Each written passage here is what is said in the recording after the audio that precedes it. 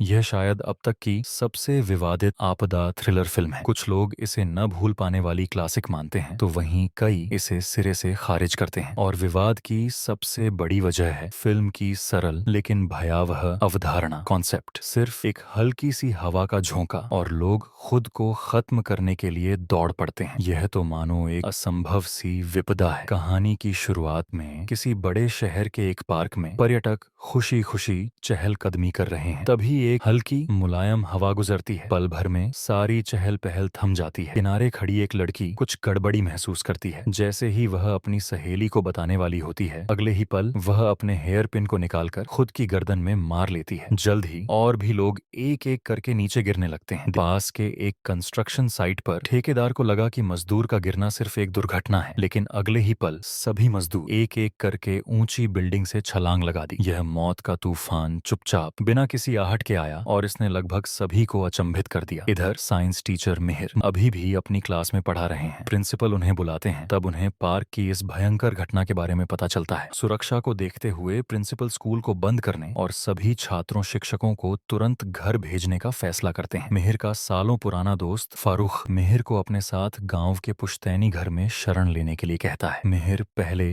हिचकिचाता है। घर जाकर वह टीवी पर खबरों से ज्यादा जानकारी लेता है। सरकारी सूत्रों का मानना है कि यह कोई नया वायरस है जो दिमाग की नसों के संदेशों को रोक देता है, लेकिन यह कैसे काम करता है या आया कहां से है, किसी को नहीं पता। हालात की गंभीरता को समझते हुए मिहिर आखिरकार दोस्त के साथ गांव जाने का फैसला करता है। वह अपनी पत्नी को लेकर जल्दी से रेलवे स्टेशन पहुंचता है। वहां उन्हें केवल फारूक और उसकी बेटी मिलते हैं। पूछने पर पता चलता है कि जाम ट्रैफिक के कारण फारूक की पत्नी समय पर नहीं पहुंच पाई, इसलिए फारूक ने पत्नी से अगली ट्रेन से आने को कहा। ट्रेन के चलते ही कुछ दूर एक और पार्क में वैसी ही भयानक घटना फिर से होती है। हवा के एक झोंके के साथ सब रुक जाते हैं। एक पुलिस वाला अपनी बंदूक से खुद को गोली मार लेता है। फिर बाकी लोग भी एक एक करके बंदूक उठाकर अपनी जिंदगी खत्म कर लेते हैं। ट्रेन में बैठे यात्रियों को जल्द ही इस हादसे के बारे में पता चल जाता है। पहले से ही असुरक्षित माहौल और ज्यादा तनावपूर्ण हो जाता है। फारूक अपनी पत्नी से संपर्क करने की कोशिश करता है, लेकिन संचार कम्युनिकेशन व्यवस्था बार बार टूट रही है। तभी अचानक ट्रेन रुक जाती है। सब हैरान होकर नीचे उतरते हैं। गार्ड बताता है कि आगे का सिग्नल सिस्टम खराब हो गया है, ट्रेन आगे नहीं जा सकती। गनीमत यह है कि यह जगह एक छोटे कस्बे के पास है। मिहिर परिवार को लेकर एक ढाबे में खाना खाने आता है। वहाँ एक ग्राहक के फोन में वह एक और भी डरावना वीडियो देखता है। एक चिड़ियाघर में रखवाला पुतले की तरह खड़ा है और शेर उसे फाड़ रहा है। सभी वहाँ मौजूद लोग इस अजीब और गरीब आपदा को देखकर हक्के बक्के रह जाते हैं। तभी सरकारी चेतावनी आती है। उन्होंने पहले के आतंकवादी हमले के अनुमान को खारिज कर दिया, क्योंकि यह तबाही अब पूरे देश में फैल चुकी है। और जिस छोटे कस्बे में मिहिर रुका हुआ है, वह तो आपदा के केंद्र में है। लोग अभी सदमे से उबर भी नहीं पाए थे कि अचानक ढाबे की बिजली चली जाती है। अब जनता का सब्र टूट जाता है। वे ढाबे से बाहर भागते हैं। इस भगदड़ में हर कोई सिर्फ अपनी फिक्र कर रहा है। मिहिर हर किसी से विनती करता है, लेकिन उसे शहर से बाहर जाने के लिए कोई गाड़ी नहीं मिलती। आखिरकार एक भले दंपत्ति उन्हें पनाह देने को तैयार हो जाते हैं। मिहिर और उसकी पत्नी चैन की सांस लेते हैं, लेकिन दोस्त फारूक का इरादा कुछ और है। पत्नी को लापता हुए 2 घंटे हो चुके हैं और वह उसे हर हाल में ढूंढना चाहता है। वह नहीं चाहता कि उसकी बेटी खतरे में पड़े, इसलिए वह उसे मिहिर और उसकी पत्नी को सौंप देता है। लेकिन मिहिर को पता है कि शायद ये उनकी आखिरी मुलाकात है, और यही होता है। फारूक के रवाना होने के कुछ ही देर बाद उनकी गाड़ी एक ऐसी सड़क पर आती है जो लाशों से पटी है। रास्ते में पेड़ों पर अनगिनत शव लटके हैं। गाड़ी के अंदर बैठे लोग डर के मारे चीख पड़ते हैं और गाड़ी के हर छेद को सील बंद करने लगते हैं, लेकिन वे छत के ऊपरी हिस्से में बने एक छोटे से कट को नजरअंदाज कर देते हैं। अगले ही पल गाड़ी अचानक रुक जाती है। एक जोरदार टक्कर की आवाज आती है और कुछ यात्री बाहर उछल जाते हैं। फारूक अकड़े हुए शरीर के साथ गाड़ी से बाहर निकलता है और जमीन पर पड़ा कांच का एक टुकड़ा उठा लेता है। दूसरी तरफ मिहिर और बाकी लोग भी अच्छी हालत में नहीं हैं। वे दूर चौराहे पर कई लाशें देखते हैं। जाहिर है वहां भी वायरस का हमला हुआ है। ड्राइवर दूसरी तरफ मुड़ जाता है, पर रास्ते में उन्हें सेना की एक गाड़ी मिलती है। उसमें मौजूद सैनिक तेजी से उन्हें चेतावनी देते हैं कि आगे के बेस कैंप के सभी सैनिकों ने खुदकुशी कर ली है। लेकिन सैनिक की बात पूरी भी नहीं होती कि दूसरी तरफ से भी कुछ गाड़ियां आती हैं। वे भी वायरस के हमले से गुजरे हैं। अब मिहिर को एहसास होता है कि हर दिशा में जाने का मतलब सीधा मौत है। वह फारूक को फोन लगाने की कोशिश करता है, पर कोई जवाब नहीं मिलता। मिहिर के मन में एक बुरा ख्याल आता है। तभी एक माँ फोन पर प्रिंसटन में रहने वाले अपने परिवार से बात कर रही होती है, जहाँ फारूक अपनी पत्नी को ढूंढने गया था। मिहिर घबराकर उसके पास जाता है। तभी फोन पर कांच टूटने की आवाज आती है। उसे फोन में हवा की सनसनाहट भी सुनाई देती है। जाहिर है उस शहर में भी विनाश आ चुका है। मिहिर सड़क किनारे बैठ जाता है। उसकी जुबान से कुछ नहीं निकलता। वह सोचता है कि अपनी पत्नी को बचाने निकला दोस्त भी शायद खतरे में है। वह अपनी निराशा को दबाता है और फारूक की बेटी की देखभाल करने का फैसला करता है। खुद को शांत करके मिहिर बाकी लोगों के साथ अगली योजना पर बात करता है। सभी को याद आता है कि हर हादसा तभी हुआ जब हवा का झोंका गुजरा। मिहिर अनुमान लगाता है कि शायद यह वायरस पौधों से निकला जहर है और यह तब सक्रिय होता है जब एक जगह पर एक निश्चित संख्या से ज्यादा लोग इकट्ठा हो जाते हैं। वहां मौजूद एक सैनिक तुरंत फैसला लेता है और बचे हुए लोगों को 2 समूहों में बांटकर अकेली सुनसान जगहों पर भागने का आदेश देता है। लेकिन जैसे ही वे एक मैदान से गुजरते हैं, हवा का एक झोंका सामने वाली छोटी टुकड़ी को छूता है। सैनिक अपनी पिस्तौल निकालता है। गोलियों की आवाज सभी के दिलों पर